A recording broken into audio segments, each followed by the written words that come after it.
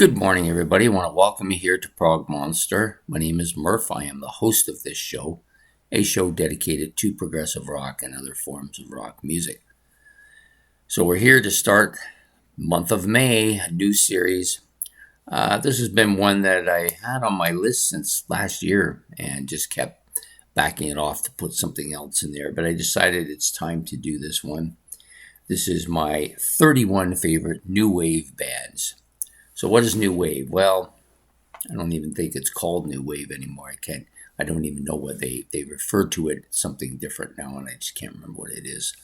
But I always think of it as new wave. So new wave is a style of music that kind of came out in the late 70s and persisted to probably the early 80s, maybe even close to the mid 80s with some of the bands, but pretty much that 78, 79 through to about 83, maybe 84. So basically, this is a style of music that you would call pop or like alternative dance or a little bit of a punk feel to a lot of maybe electronic stuff in there as well.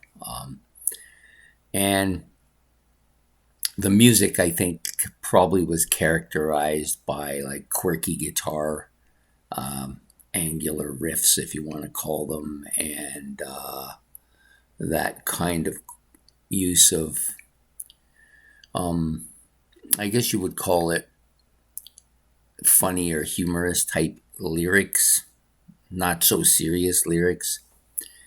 And most of it, for me, the new wave style, other than those things, the other big proponent was it, unlike a lot of other music, you know, when in metal you get that kind of leather jackets and tattoos and long hair and motorcycles, where with new wave it's kind of those quirky purple hairstyles or mohawks, lots of makeup and piercings and that kind of stuff, quirky clothing, feminine type dress and attire for the males. Yeah, definitely. This is a style of music that depends on that kind of, I guess you would call it physical reality, I guess, And so I think the metal analogy is a good one as well. So that's a style of music that to me is encompass this type of music. Now, it wasn't one of my favorite genres of music, and perhaps I would have never gone there if not for my high school friends. So I had a half a dozen high school friends that I seen regularly at school and hung out with, and most of them were into this style of music. So I kind of joined in and listened to it. My friend George had an amazing stereo system in a room set up for listening to this, and we would go over there on a Saturday and we'd sit there and listen to this. At that time, he was really into this stuff. He was also a huge Kiss fan, so that's how we had become friends in the first place. So it's kind of funny to go from Kiss to this stuff, but definitely he enjoyed this music and had almost everything that was out there. So we all got exposed to it, and some of it I actually like. Some of it is a little bit too much for me, but especially the physical styles and stuff like that, a little bit much for me. But so I picked out 31 bands from that time period and kind of put them in an order that kind of illustrates which ones I like the least to which ones I like the most. They're not in an exact order because a lot of them are kind of very close to each other. So I just kind of put them in an order that made sense. I mean, especially the earlier ones, the ones you're going to hear for the first maybe 5 or 10 episodes, you're going to get a lot of these bands. They're really close. They could actually flip them all around on any given day. But I wanted to make mention. So I made the 31, I think, would be my favorites if I was listening to them a lot more regularly. Now, some of these bands, of course, probably the top 10 or so are bands that I own records from and listen to fairly regularly. There are certain ones I like quite a bit. Other ones, maybe not as much, but I still like them. So the one we're going to start with today is Tears for Fears. So this is a band that